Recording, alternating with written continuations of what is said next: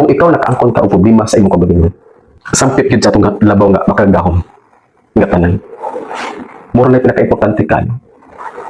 Kay kung nga musampit ka sa atong labing makagahom sa tanan, pinaagin niya na makaangkon ka og maayong na pangunahon. Imong hatagan og maayong solusyon ang imong gisagubang karon. Muna yung pinaka-importante yun.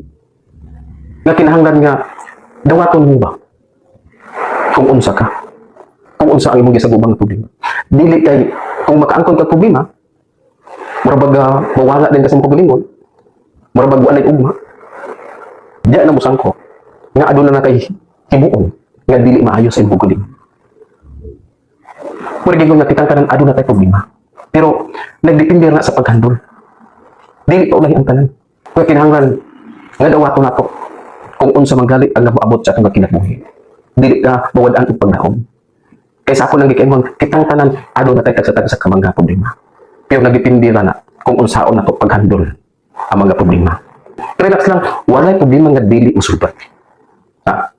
Basta ikaw mismo maningkamot ka. Kinahanglan nga maantigok ka ng balanse. Unya gawas niya na. Kinahanglan nga masinagtanan ka. Kaantigok ka nga muhag sa imong kagalingon kung unsa manggali imong naangkon karon.